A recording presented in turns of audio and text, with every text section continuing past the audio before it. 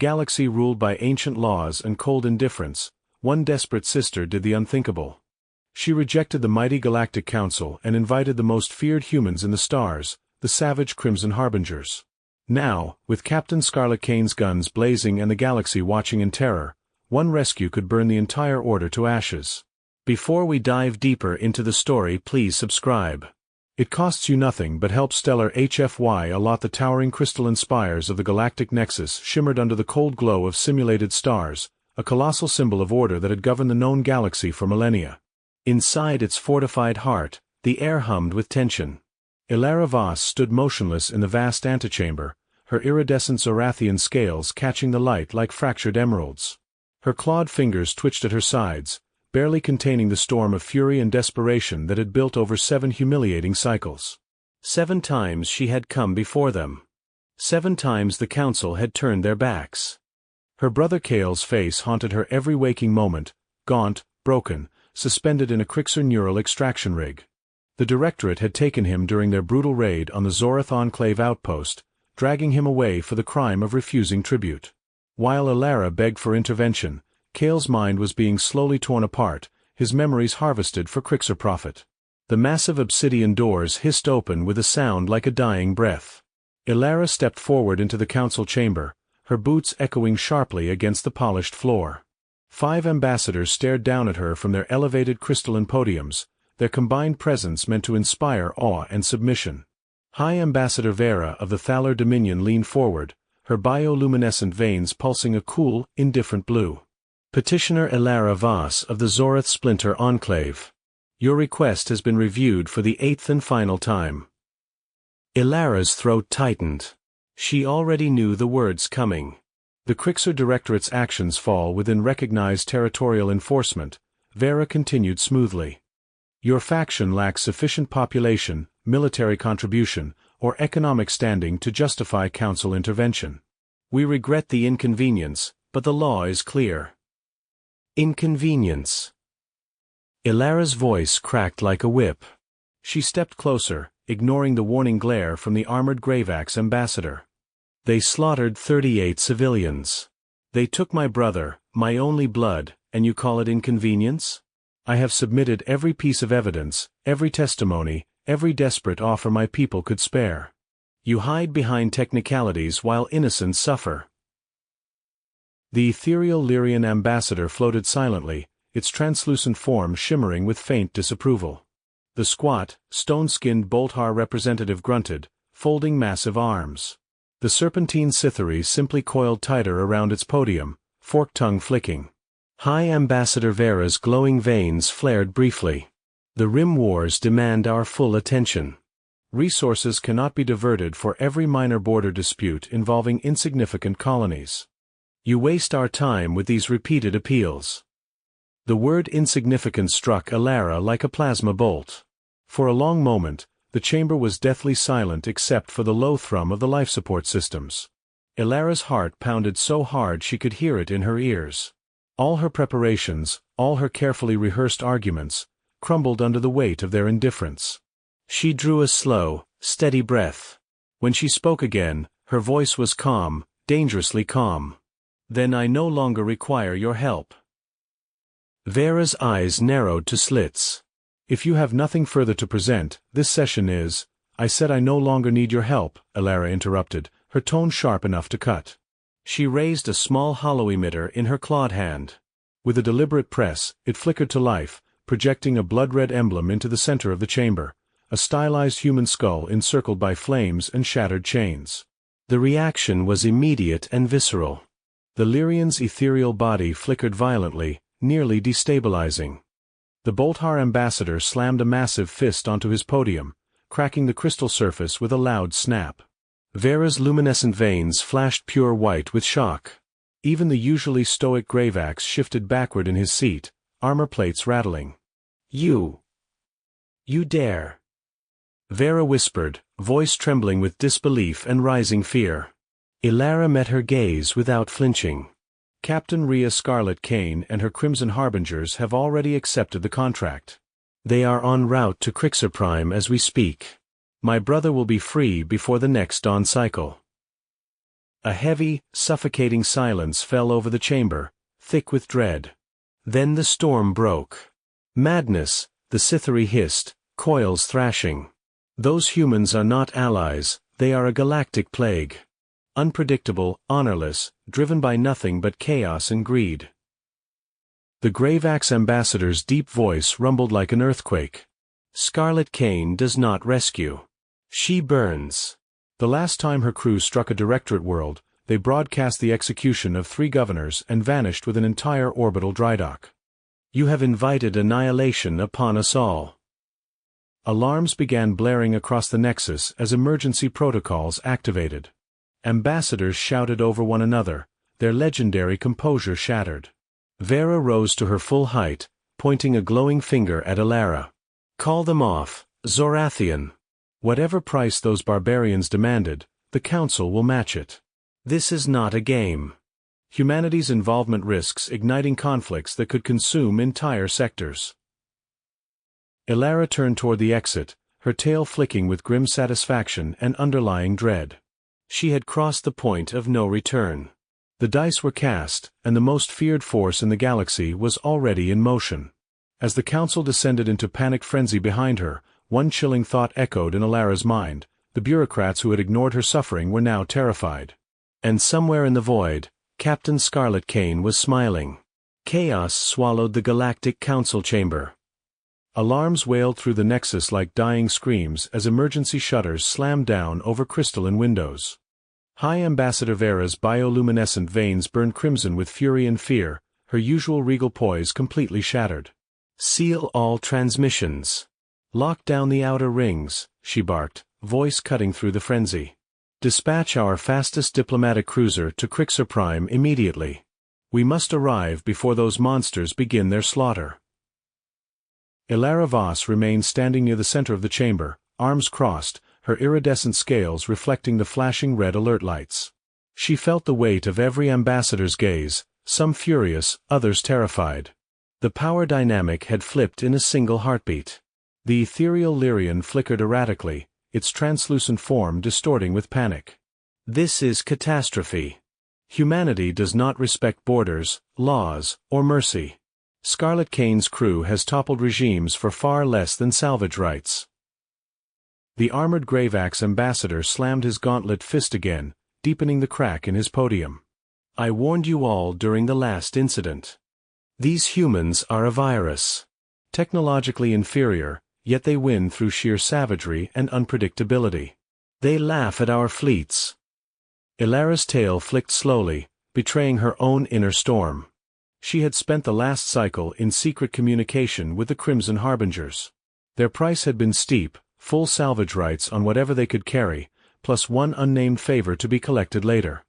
But they had accepted immediately, no bureaucratic delays, no moral posturing.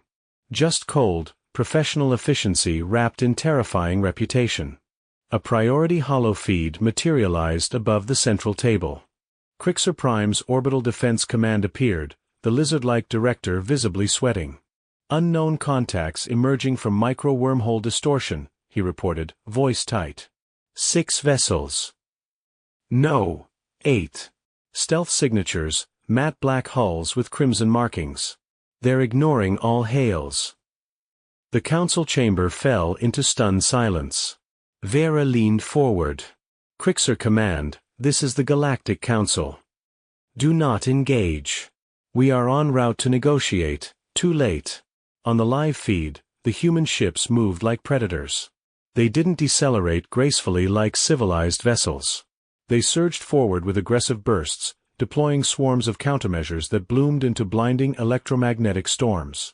Crixer orbital platforms opened fire. Brilliant plasma lances streaked across the void. One human corvette took a grazing hit, spinning wildly. For a breathless second, Elara's heart seized. Had it all gone wrong already? But the ship corrected with impossible precision, rolled, and unleashed a barrage of kinetic slugs that punched straight through a Crixer frigate's shields. By the void. The Boltar ambassador muttered, stone-like face paling. The Scythery uncoiled and hissed loudly. Call them off, Elara Voss. Whatever your brother means to you, this will ignite a firestorm. The Crixer Directorate will demand council retaliation. We will be forced into open conflict with these pirates. Ilara met the serpent's gaze coldly. You forced my hand. 7 times I begged for justice. 7 times you chose protocol over lives. The Harbingers asked only for what they would take anyway. My brother will be free tonight. Another feed switched on, this one from Crixer's surface. Crimson drop pods streaked through the atmosphere like falling meteors, leaving fiery trails. Anti-air batteries lit up the night sky in a deadly fireworks display. Explosions bloomed as some pods were intercepted, but most punched through, slamming into the ground near the maximum security neural extraction complex where Kale was held. Tension thickened until it felt suffocating. Ilara watched, claws digging into her own arms. She had never seen the Harbingers in action before. Their reputation painted them as demons, but watching it unfold live sent chills across her scales. Inside the council ship already racing toward Crixer, ambassadors could only stare helplessly at the growing disaster. Vera paced the bridge, glowing veins now flashing between white and violet. These humans do not fight for honor or territory, she said bitterly. They raid. They humiliate. They leave entire governments in ruin for sport. If they succeed, our authority across the rim will crumble. Every insignificant colony will think they can summon monsters when we refuse them. The Greyvax grunted. Then perhaps we should have helped them when they asked. A new alert flashed. Human boarding parties had breached the outer walls of the prison complex. Gunfire and explosions echoed through the facility's security feeds. A brief visual caught a flash of flowing red hair beneath a tactical visor, Captain Rhea Scarlet Kane herself leading the charge, dual weapons blazing. Ilara whispered under her breath, "Come on. Get him out." Back in the Nexus, the remaining council members stared at her with new, unsettling respect mixed with dread. The bureaucrats who once dismissed her as insignificant now feared what she had unleashed. The raid had only just begun, but the galaxy was already holding its breath. The real terror was descending on Crixer Prime, and no one could stop it. Captain Rhea Scarlet Kane stormed through the smoke-choked corridors of the Crixer Prime Neural Extraction Complex like a vengeful specter. Her fiery red hair was tied in a tight tactical braid, streaks of crimson war paint marking her cheeks. Twin custom rail pistols hummed in her hands as she moved with lethal grace. "Stack up," she barked over the squad comms. "Jax, take point on the stairwell. Mira, watch those vents. We're in and out in 12 minutes. No souvenirs unless they shoot back." 20 Crimson Harbingers flowed behind her in perfect formation, their matte black armor scarred from 100 impossible raids. They weren't soldiers of any nation. They were predators who had made the galaxy fear the dark between stars. Explosions rocked the upper levels as diversion charges detonated. Crixer guards poured into the hallways, scales glistening under emergency red lighting, energy lances spitting violet death. The corridor turned into a killing field. Rhea dove sideways as a plasma bolt scorched the wall behind her. She returned fire with both pistols, each shot a surgical thunderclap that dropped armored guards in sprays of blood and shattered scales. Jax, her towering second-in-command, unleashed a heavy rail rifle that tore through a reinforced security door like paper. "Contact left." Mira shouted. A squad of Crixer elites charged from a side passage, wielding shock mauls and riot shields. For a heartbeat, the hallway became pure bedlam, screams, gunfire, the wet impact of bodies hitting the floor. One Harbinger went down hard, armor sparking from a direct lance hit. Rhea pivoted, planted her boot on the wall, and launched herself into a mid-air spin, pistols blazing. 2 elites dropped before she even landed. "Keep moving," she growled.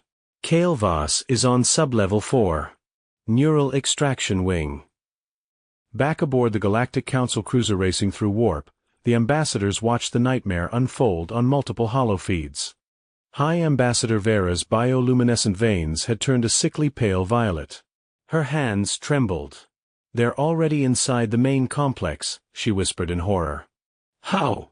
"Our intelligence said the Crixer defenses were impenetrable." The Greyvax ambassador stared, speechless, as human boarding pods continued slamming into the prison's outer walls like crimson meteors. Each impact sent fresh shockwaves through the structure.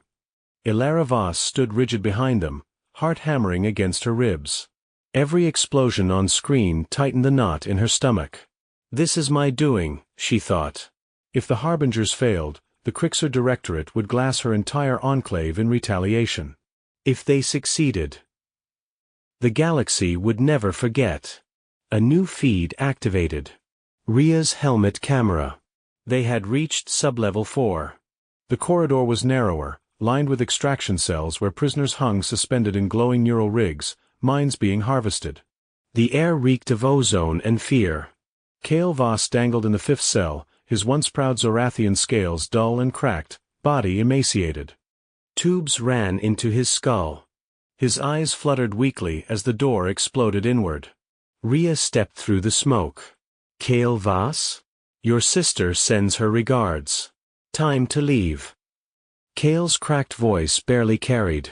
Council will punish all of you. Ria laughed, low and dangerous, as she sliced through the neural restraints with a plasma blade. The Council is watching us right now, pissing themselves in orbit. Let them watch. Alarms screamed louder. The entire facility began locking down. Blast doors slammed shut across the complex. A mechanical voice announced, Level 4 breach. Elite response team dispatched. Lethal force authorized. On the Council cruiser, Vera slammed her fist on the console. This is insanity. They're going to slaughter an entire response battalion for one prisoner. The Scythery hissed, and they will succeed. That is what terrifies me. Back on the ground, the trap closed. Heavy footsteps echoed from both ends of the corridor, Crixer elite shock troops in full-powered exosuits, carrying heavy plasma repeaters and graviton nets. At least 40 of them. Ria's team was pinned. Cherry positions, she ordered calmly. Harbingers slapped explosive charges onto walls and floors as they fell back into defensive positions. Gunfire intensified. A Harbinger screamed as a graviton net caught him, crushing armor and bone. Jax took a glancing hit to the shoulder, blood spraying across his visor. Ria stood in the open for a terrifying second, dual pistols roaring, covering the stretcher team carrying the barely conscious Kale. Bullets and plasma filled the air around her like a deadly storm. Pop them, she shouted. The pre-placed charges detonated in sequence. The corridor ceiling collapsed in sections, crushing several elites. Smoke and fire billowed. The Harbingers used the chaos to break contact, fighting room to room in savage close quarters. Ilara watched the feed, barely breathing. The fate of her brother, and perhaps the future of her entire people, hung on the edge of a knife. Ria's voice cut through the static, fierce and unyielding. Package secured. We're coming out hot. The prison complex shuddered as fresh explosions lit up the night. The most feared humans in the galaxy were retreating with their prize, daring the entire planet to stop them. And the galaxy held its breath. The prison complex trembled violently as fresh detonations ripped through its foundations.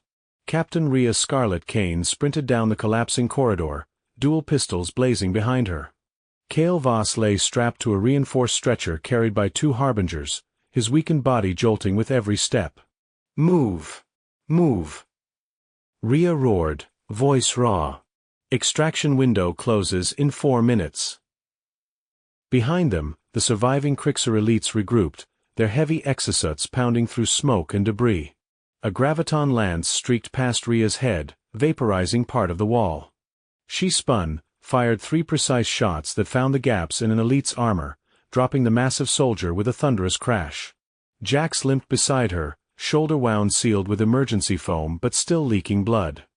They've locked down the surface landing zone, Captain. Heavy armor rolling in. Then we make our own zone, Ria snarled. Outside, the night sky of Crixer Prime burned. Human gunships screamed overhead, laying down suppressive fire while anti-air batteries tried desperately to track them.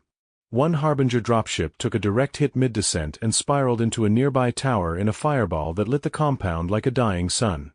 Ilara watched every second from the Council cruiser's bridge, her claws digging deep into her scaled palms until iridescent blood trickled.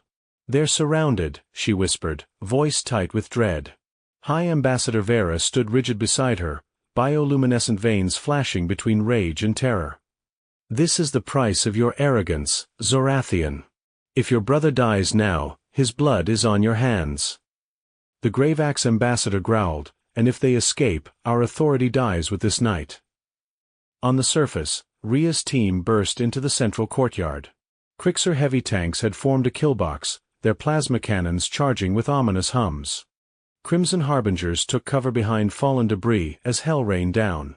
"Pop the last cherries," Ria ordered. Underground charges planted earlier detonated in a calculated chain. The courtyard floor erupted, swallowing 2 tanks whole and throwing the others into chaos. In the momentary blindness of smoke and fire, human extraction craft descended like vultures. Boarding ramps slammed down. Ria personally dragged Kale's stretcher up the ramp as railgun fire stitched the ground around her feet. A searing plasma bolt grazed her side, burning through armor and flesh. She didn't scream, she roared in defiance and kept moving. "Package aboard." Jax confirmed as the ramp sealed. The gunship lifted hard, engines screaming. Crixer fighters swarmed after them.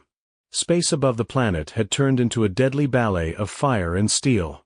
Human stealth corvettes unleashed electronic warfare that blinded half the planetary defenses while the rest of the Crimson Fleet provided covering fire.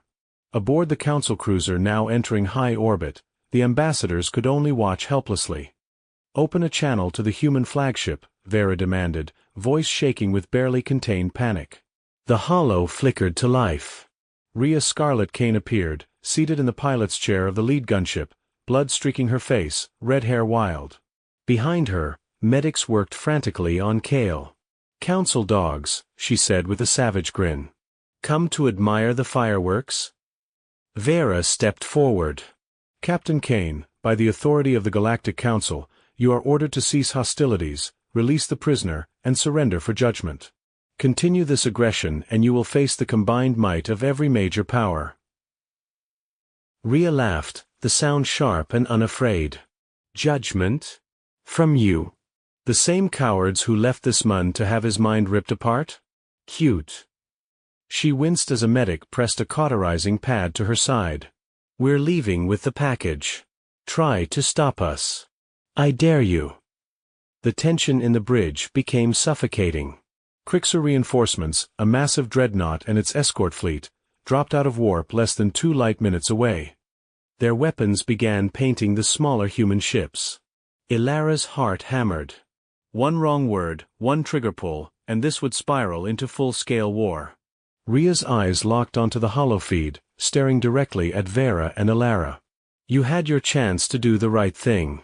Now the galaxy sees what happens when you don't. Pleasure doing business." The human fleet executed a perfectly timed microjump.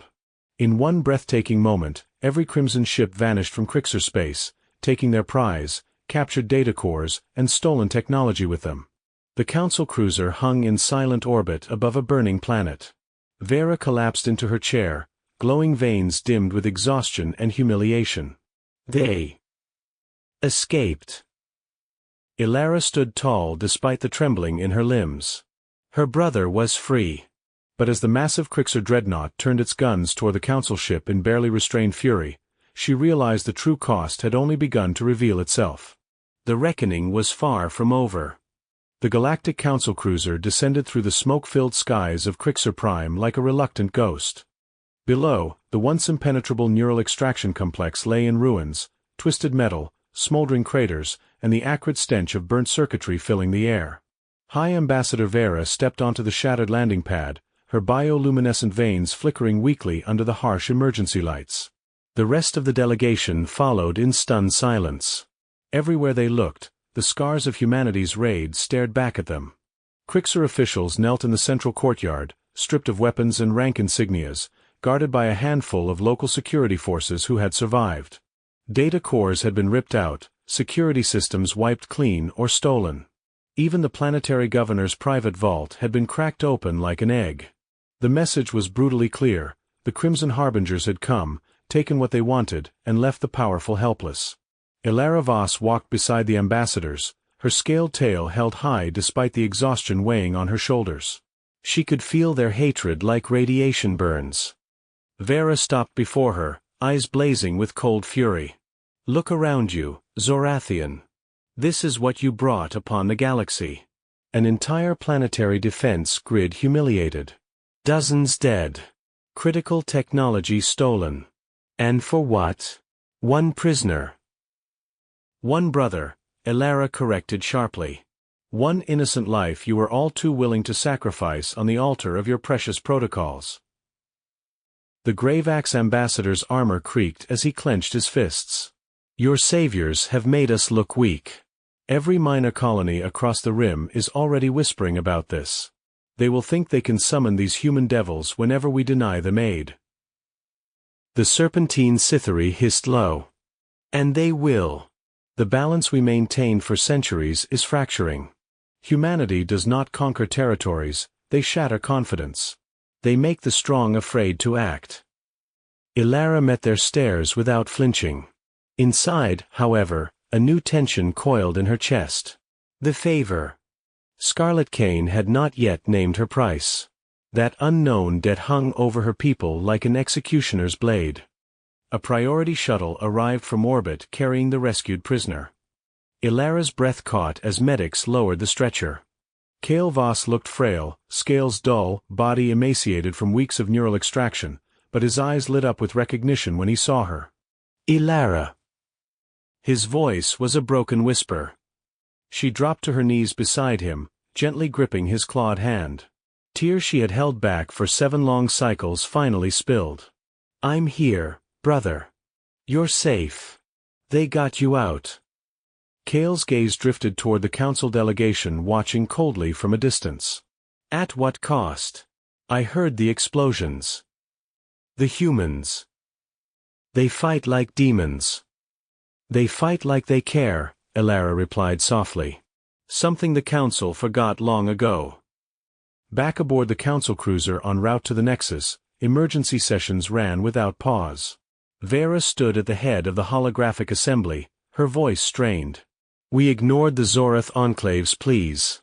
We called them insignificant. Now the galaxy has witnessed our impotence. If we do not act decisively, our authority will evaporate." The Bolthar representative slammed his fist. "Then we sanction the humans. Issue bounties. Mobilize joint fleets." The Lyrian flickered with bitter amusement. "And risk open war with creatures who strike and vanish like shadows? We would lose more than credibility. We would bleed." Ilara stood alone in the observation lounge later, watching stars streak by. The weight of her decision pressed down harder now that the immediate danger had passed. Kale was recovering in the medical bay, but their enclave remained vulnerable. The Crixer Directorate would seek revenge. And somewhere out in the black, Captain Rhea Scarlet Cane was counting her spoils and deciding what favor she would demand.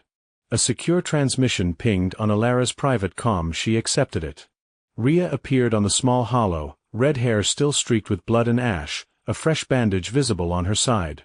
She wore that same dangerous, lazy smile. "Package delivered safely, scale face. Your brother looked half dead, but the docs say he'll pull through. Nice doing business with you." Ilara's throat tightened. "The favor. When will you collect?" Rhea's eyes gleamed with dark amusement. "Soon enough. Don't worry. It won't be today. But when I call, you answer. No hesitation. No council excuses." The transmission ended. Ilara stared out into the void, pulse racing. She had saved her brother. She had exposed the council's hypocrisy. But in doing so, she had bound her people to the galaxy's most unpredictable force. Back in the council chamber at the Nexus, fresh reports arrived. Colonies across 3 sectors were openly praising the Crimson Harbingers. Old alliances trembled. Ancient power structures cracked. The bureaucrats who once ruled unchallenged now feared the future. And somewhere in the darkness, the fire humanity had brought was spreading. Part 6, dawn of new powers. The observation deck of the neutral station Elisera hummed with the low thrum of recycled air and distant engine signatures. Ilara Voss stood with one clawed hand pressed against the reinforced viewport, her scaled skin catching the cold light of 1,000 unfamiliar stars. Beside her, Kale leaned on a support frame, his once proud Zorathian frame still frail from the neural extractors. Medical patches glowed faintly along his neck and spine, but his eyes, those were alive again. "You keep staring like the stars might vanish," Kale rasped, voice hoarse but laced with dry humor. "They won't. Not even the harbingers can steal those." Ilara didn't smile. "I keep expecting the Council's enforcers to drop out of warp any second. Or worse." The favor Scarlet demanded. The memory of Rhea Kane's lazy grin during their final transmission still sent a ripple of unease through her. "Stay sharp, Scaleface. The galaxy's getting interesting." Back at the Galactic Nexus, the emergency session had stretched into its third full cycle. Ilara had been summoned as both witness and accused. She walked the same antechamber where she had once waited in despair, only now the guards bowed their heads in wary respect rather than dismissal. The massive doors hissed open. Inside, the circular chamber felt smaller, fractured. High Ambassador Vera's bioluminescent veins pulsed a dull, troubled blue. The Gravax representative's armor plates scraped audibly as he shifted. The Lyrian's ethereal form flickered like a failing hologram.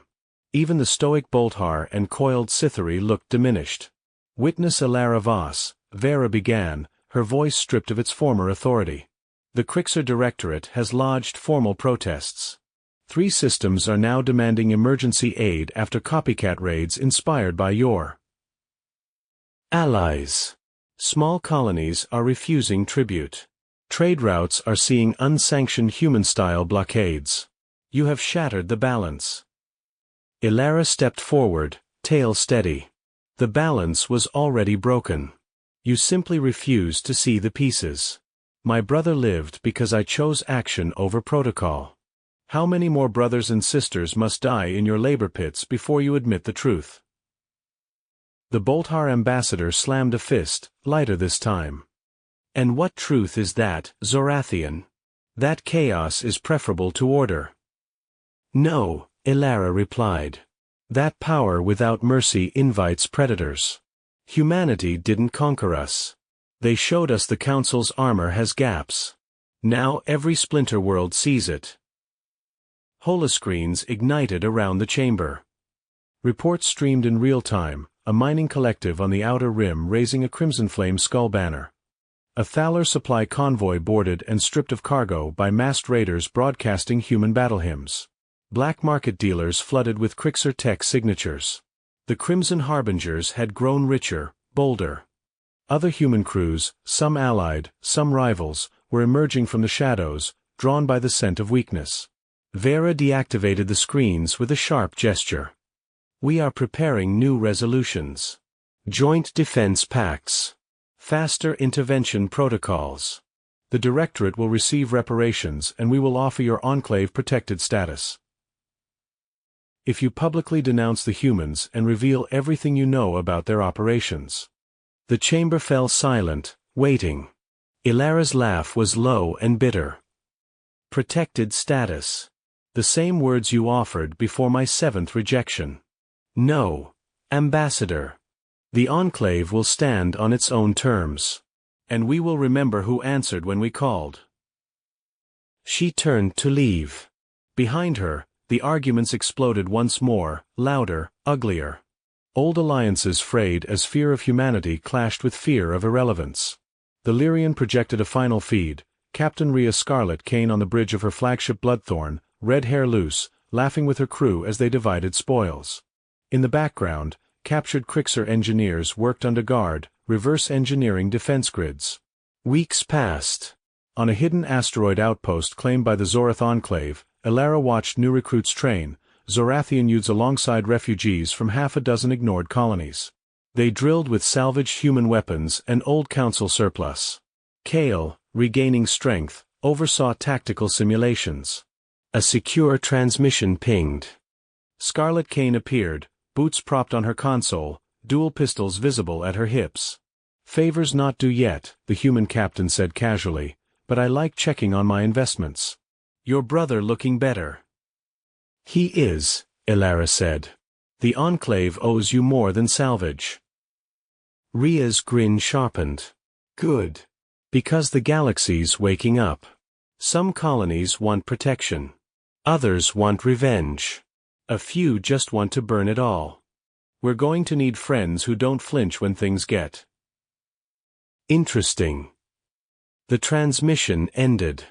Ilara stepped outside the outpost dome, gazing at the asteroid field where human stealth ships occasionally flickered into visibility, silent guardians for now. The old Galactic Council still met. They still passed resolutions. They still wore their ancient titles. But across the fringe worlds, a new story spread in whispers and hollow feeds. When the mighty refused to listen, the desperate called the fire. And the fire answered. Ilara felt the weight of the favor still owed, a blade hanging unseen. Yet for the first time, her people had hope that wasn't granted by committee. It was seized by claws and human audacity. The bureaucrats had begged for peace. Humanity brought fire. And the fire was only beginning. Subscribe.